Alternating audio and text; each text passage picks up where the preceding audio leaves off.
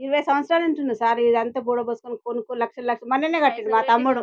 3,00,000 పెట్టి మొన్న ఒక రూమ్ ఏసిండు. అది ఉన్న సంవత్సరానికి సంపాదించుకొని 3,00,000, 3,00,000 ఏసుకొని పిల్లలు చదివిపించుకుంటా, పేద జాబులు చేసుకుంటా, హాస్పిటల్‌లో జాబులు చేసుకుంటా, కష్టం చేసుకొని రూపాయి, రూపాయి కూడబెట్టి వాళ్ళు కట్టుకుర్రు. ఈరోజొచ్చి అకస్మాత్తుగా కూలబడితే ఆళ్ళెక్కడ పోవాలి సార్ చెప్పండి?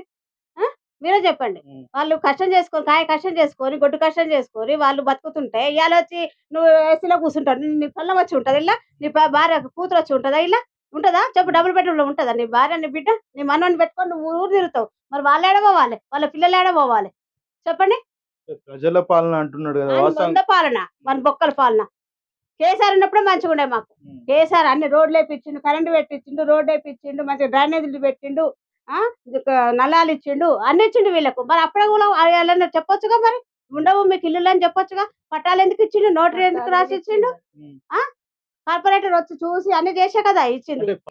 ఆ! చేసాడు. వీడు ఇప్పుడొచ్చిండు. ఈయనెప్పుడొచ్చిండు? ఈయన బొంద ఇప్పుడు అసలు ఎన్నడన్నా వచ్చిండా? కాంగ్రెసోడు ఎన్నడన్నా వచ్చి ఈ మూసికొచ్చి ఈళ్ళెట్లుంటుర్రు దోమలకుంటుర్రు అని ఎన్నడన్నా కొట్టిచ్చిండా? దోమల మందు కొట్టిచ్చిండా? ఏమన్నా చేసిండా వాడొచ్చి?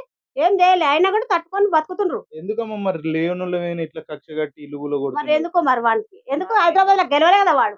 హైదరాబాద్‌లో గెలవలే. అందుకే వీళ్ళ మీద కక్ష పెడుతున్నాడు. అట్లా.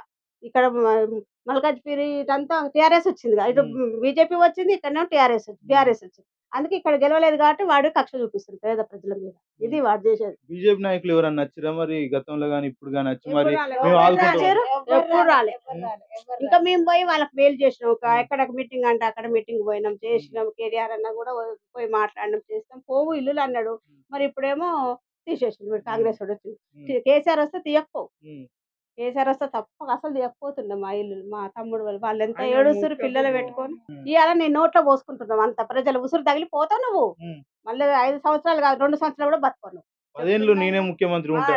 వాడు బొందం ఉంటాడు, వాడు బొక్కలు ఉంటాడు, ప్రజలు చంపి ఉంటాడు ఆడు. వాళ్ళ శవాల మించి నడుస్తాడా? అంతేనా? శవాల మించి నడుచుకుంటూ పోతావా నువ్వు? నువ్వేం చేసుకుంటావు? ఆడు ఫామ్ హౌస్ లో కూర్చుండే నువ్వు కూడా ఒక ఫామ్ హౌస్ కట్టుకుని కూర్చో మరి. వద్దన్నది ఎవరు చెప్పండి? నేను ఫామ్ హౌస్ లో ఉండేటోని కాదు, నీ ప్రజల మనిషిని అన్నప్పుడు నువ్వు ఏది ప్రజల మనిషివి? ప్రజాపాలన ఏది నీది?